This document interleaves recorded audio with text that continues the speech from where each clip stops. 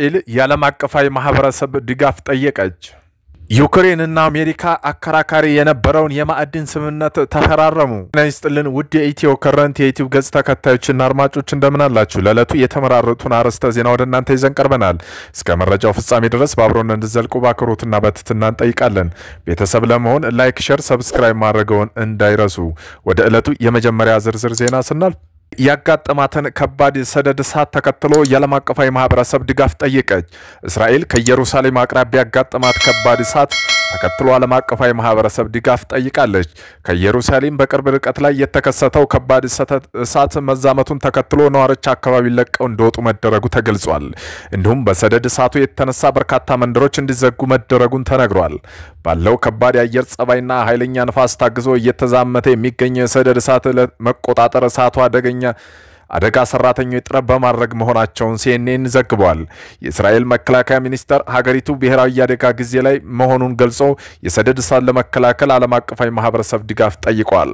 የተከሰተው የሰደድ እሳት ምናልባት በታሪክ ትልቁ የሚባል መሆኑን የገለጹት የኢየሩሳሌም ግዛት እሳት አደጋ ዲፓርትመንት ኮሚሽነር ሽሙሊክ ፍሬድማን የሰደድ እሳቱ ከሰዓት 60 ማይል ፍጥነት የሚጓዝ መሆኑን የበለጠ እንዳይዛመት አሰጊ አድርጎታል ብለዋል። አሉኝ የምትላቸው ማዕድናት የትኞቹ ናቸው? ትራምፕስ ለምን አይናቸውን ጣሉባቸው? ቮሎዲሚር ዘለንስኪ አገራችንን አንሸጥም በማለት ዩክሬን ያላትን ሰፊ የማዕድን ክምችት ለአሜሪካ እንድትሰጥ ዶናልድ ትራምፕ ያቀረቡትን ሐሳብ ውድቅ አድርገው ነበር። ዩክሬን እጅግ በጣም ብዙና ወሳኝ ማዕድናት አሏት። አብዛኛዎቹ የሚገኙ ግን በሩሲያ ወታደራዊ ቁጥጥር ስር ባሉ ቦታዎች ነው። ትራምፕ አሜሪካ በጦርነቱ ለዩክሬን የምትሰጠው ድጋፍ ምትክ ማዕድናት ሊሰጧት እንደሚገባ ገልጸዋል። ትራምፕ የካቲት 10 ለፎክስ ኒውስ ጋዜጠኞች ብሬንት ባይነር እንደተናገሩ ከሆነ $500 ቢሊዮን ዋጋ ያላቸው እንደምንፈልግ ለዩክሬን ነግረናል ብለዋል። የዘለንስኪ ምላሽ ግን ይህ ከባድ ውይይት አይደለም፣ ሀገራችን መሸጥ አንችልም የሚል ነበር። በትራምፕ የቀረበው ሐሳብ ማዕድናቱ ለአሜሪካ ያላቸው ጠቀሜታ አሳይቷል። ማዕድን ለምን ዓላማ ያገለግላል? አሜሪካስ ምን ይጠቅማታል? ለሚለው ብርቅዬ ማዕድናት በዘመናዊ ቴክኖሎጂና ኢንዱስትሪ ውስጥ በስፋት ጥቅም የሚውሉ 17 ተመሳሳይ የኬሚካል ንጥረ ነገር የጋራ ቃል ነው። በዚህ ንጥረ ነገሮች ስማርት ስልኮችን፣ ኮምፒውተሮችን እና የሕክምና መሳሪያዎች ሌሎች ለማምረት ወሳኝ የሚባሉ ናቸው። ንጥረ ነገሮች ስካንዲኒየም፣ ይትሪየም እና ላቲኒየም የሚባሉ በጣም ብዙ ንጥረ ነገሮች ናቸው። ማዕድኖቹ ብርቅ በመባል የሚታወቁት ንጹህ ሆነው ማግኘት በጣም ባለመለመዱ ነው። አንዳንዶቹ በመላው ዓለም ይገኛሉ ይላሉ። ብርቅዬ ማዕድናት እንደ ትሪየም እና ዩራኒየም ካሉ ራድ አክቲቪስ ንጥረ ነገሮች ይገኛሉ። በእነዚህ ምክንያት ለመለየት ብዙ መርዛማ ኬሚካሎች ይፈልጋሉ። ይህ የማውጣቱ ሂደት አንዳንድ ጊዜ አስቸጋሪና ውድ ያደርገዋል። ዩክሬን በአውሮፓ ህብረት ወሳኝ ጥሬ ዕቃዎች ተብለው ከተገለጹ 30 ንጥረ ነገሮች ውስጥ 21 ያህሉን ያሏት ይሁን 5 የሚሆነው የዓለማችን ክምችት የሚይዝ ነው።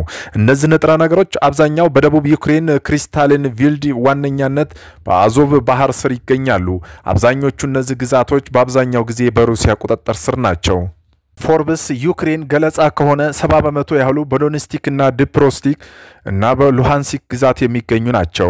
አብዛኞቹ እነዚህ ቦታዎች ደግሞ በሩሲያ ቁጥጥር ስር ናቸው። ብርቅ ከሚባሉ በተጨማሪም ዩክሬን በጣም ወሳኝ ከሚባሉት እንደ ሊቲየም ያሉ ማዕድን አሏት።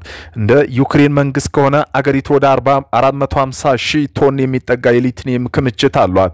ማውጣትን ለመጀመር አቅዶ ተይዞ የነበረው ቢሆን ወደ ተግባር አልተገባም። ሩሲያ ቢያንስ 2 የሊቲየም ክምችቶች ተቆጣጥራለች። በክሮቮርድ ክልል የሚገኘው የሊቲየም ማዕድን ክምችት በዩክሬን ቁጥጥር ስር ሆኗል። ትራምፕ እነዚህ ማዕድን ለምንስ ፈለጓቸው?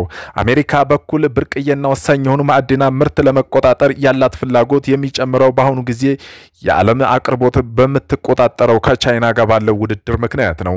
ላለፉት ጥቂት 10 ዓመታት ቻይና ብርቅዬ ማዕድን በማውጣትና በማቀነባበር ግንባር ቀደም ሆናለች። ከ60 እስከ 70% የዓለም ምርት እስከ 90% የሆነ የማቀነባበር አቅም ትሸፍናለች። ከብሔራዊ ደህንነትና ኢኮኖሚ አንጻር አሜሪካ በዚህ ጉዳይ በቻይና ያላትን ጥገኝነት ለትራምፕ አስተዳደር አሳሳቢ ሊሆን ይችላል። ከኤሌክትሪክ መኪና እስከ ወታደራዊ መሳሪያ ያሉ የተራቀቁ ቴክኖሎጂዎች ለመስራት እነዚህ ቁሳቁሶች በጣም አስፈላጊ ናቸው። ሁኔታው ሲታይ ተቃርኖ ይመስል ነበር። ትራምፕ የታዳሽ ኃይልን የሚደግፍ ፖሊሲ በማስቀረት ነዳጅ ምርት እንዲስፋፋ ትዕዛዝ አስተላልፈዋል። በተመሳሳይ ጊዜ ደግሞ ወደ ታዳሽ ኃይል የሚደረገው ሽግግር ቁልፍ የሆኑ ወሳኝ ማዕድናት የትኛውን ቦታ ማግኘት ይፈልጋሉ። እንደዚህ ያሉ ማዕድናት በኤሌክትሮኒክስ ለወታደራዊና ለመርከብ መሳሪያ ከሁሉም በላይ ደግሞ ሰው ሰራሽ አስተውሎት የመረጃ ማዕከል ለመገንባት ወሳኝ ናቸው። የሰው ሰራሽ አስተውሎት መሰረት ልማት አገራቸው ለማስፋፋት ትልቅ ግፊት እንደሚያደርጉ አስታውቀዋል። ይህ ደግሞ በጣም አስፈላጊ ሆኖ በዋናነት እንደ መዳብና ሲሊንከን ፖሊኒየምና ብርቅዬ ማዕድናት አቅርቦት ይጠይቃል። ወሳኝ የሆኑ ማዕድናት አቅርቦት ማሽቆልቆል በመጀመሩ ምክንያት ለዓለም አቀፋዊ ታዳሽ ኃይል እድገት መቀዛቀዝ ዋናው መሳያ አንዱ ነው። የሚኒስትሮች ምክር ቤት በዛሬው ዕለት ባካሄደው 44ኛው መደበኛ ስብሰባ በተለያዩ ጉዳዮች ላይ ተወያይቶ ውሳኔ ያሳልፏል። ካሳለፈው ውሳኔ አንዱ የውጭ ዜጎች የማይንቀሳቀስ ንብረት ባለቤትና ባለይዞታ የሚሆንበት አግባብ ለመደንገግ የወጣው ረቂቅ አዋጅ ነው። ምክር ቤቱ ይህ የዜጎች መሬት ይዞታ የማግኘት መጠቀም መብት የማያጣብብ መልኩ ለውጭ ዜጎች ህጋዊ አሰራር መዘርጋቱን የውጭ ካፒታል ለሀገራቸው ስራ ላይ እንዲውሉ ለማበረታታትና የቤት ልማት ተደራሽነት ይብለጥ ለማነቃቃት ነው። የመኖሪያ ቤት ፍላጎትና አቅርቦት ሚዛን ለማስጠበቅ ለዜጎች የሥራ ዕድል ለመፍጠር ትልቅ ጠቀሜታ ይኖራል ተብሎ ይገመታል። በረቂቅ አዋጁ ላይ ከተወያየ በኋላ ወደ ህዝብ ተወካይ ምክር ቤት እንዲተላለፍ በሙሉ ድምጽ ወስኗል። ምክር ቤቱ ሌላ ከወሳኝ ጉዳዮች አንዱ ለአፍሪካ አህጉራዊ ነፃ ንግድ ቀጠና ስምምነት የዕቃ ቀረጥ ምጣኔ ቅነሳ ለማስፈጸም በቀረበው ረቂቅ ደንብ ላይ ነው። ስምምነቱ አባል ሀገራት መካከል ንግድ እንዲስፋፋና የገበያ ትስስር እንዲጠናከር የእሴት ሰንሰለት እንዲጎለብትና የኢኮኖሚ ትራንስፎርሜሽን በአበረታቻ የሚያስችል ነው ብሏል። አባል ሀገራት መካከል የሚደረጉ ግብይቶች በታሪፍ ምክንያት ሳይደናቀፍ የዕቃ ፍሰት የተሳለጠ እንደሆነና በአባል ሀገራት የሚመጡ ዕቃዎች ላይ የጉምሩክ ታሪፍ ምጣኔ ለይቶ መወሰን አስፈላጊ መሆኑን በመወያየት ደንብ በፌደራል ነጋሪት ጋዜጣ ታትሞ ከወጣበት ቀን ጀምሮ በአንድ ወር ውስጥ ተፈጻሚ እንዲሆን ሲል በሙሉ ድምጽ ወስኗል። የቡርኪና ፋሶ የሽግግር ፕሬዝዳንት ለመደገፍ በሺህ የሚቆጠሩ ሰዎች ሰላማዊ ሰልፍ ወጡ። በቡርኪና ፋሶ ዋና ከተማ ኦጋዴጎ በሺህ የሚቆጠሩ ሰዎች የሽግግር ፕሬዝዳንት ኢብራሂም ትራኦሬ ለመደገፍ ሰልፍ ወጡ። ሰልፈኞቹ ፊሽካ እየነፉ ዩናይትድ ስቴትስ የአፍሪካ ጦር መሪ ጄኔራል ሚካኤል ላንጌል በሰጡት አስተያየት ላይ ቁጣ ገልጸዋል። ከአደባባይ ለድጋፍ የወጡ ሰልፈኞች ቡርኪና ፋሶ ማንም አትደግፍም፣ ነገር ግን ዘርፉን አትታገስም ብለዋል። ጄኔራሉ የዩናይትድ ስቴትስ የአፍሪካ ጦር መሪ ጄኔራል ሚካኤል ላንጌሌን ውሸታም ነው ሲሉ ተናግረዋል። እኛ ራሳችን በራሳችን ሁሉም መወሰን እንችላለን፣ ሀብታችን በፈለግነው ጊዜ እንጠቀማለን፣ በፈለግነው ጊዜ እንሸጣለን ብለዋል። ሰልፈኞቹ ካፒቴን ትራኦሬ ለማጥፋት ከፈለጉ መጀመሪያ ህዝቡን ማጥፋት አለባቸው ብለዋል።